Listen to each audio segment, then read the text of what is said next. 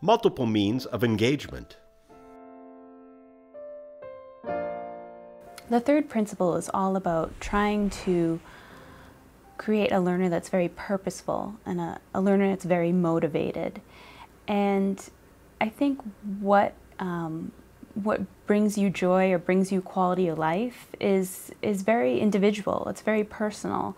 So there are many different things that a teacher needs to do to have a classroom where their learners are engaged. But one of the most powerful things they can do is get to know their students and really provide the whole class with various options, different levels of support, different levels of challenge, so that it's not this one-size-fits-all mentality.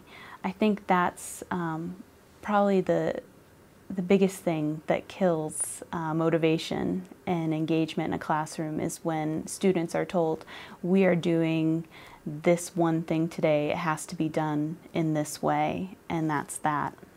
I think in the field of deafblindness especially, the teachers know that you really need to get the attention of the learner.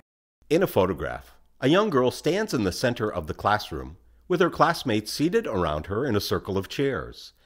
At her feet is a black and white service dog. She is demonstrating some of the dog's abilities to her classmates, who watch intently.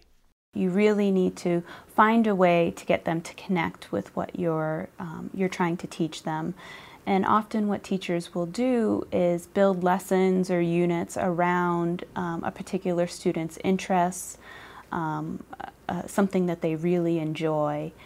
For example, if we go back to this idea of teaching weather concepts, and you have a learner with deafblindness in your classroom who really likes certain friends, perhaps their experience journal or experience box can be completed with, in collaboration with that peer that they really love to hang out with. In a photograph, a young girl sits at a classroom table with two schoolmates. The girl, who wears glasses and sits in a chair which provides some additional support, is gluing colorful squares of paper onto a large paper butterfly. The paper butterfly is attached to a slant board on the table in front of her. Or those pictures of the student experiencing different weather conditions can include the peer in the picture or the video with them and their peer together. That might be one way to have more engagement in a lesson. The graphic lists the third principle of UDL, provide multiple means of engagement, and the three guidelines to keep in mind. Provide options for recruiting interest, provide options for sustaining effort and persistence, and provide options for self-regulation. Fade to black.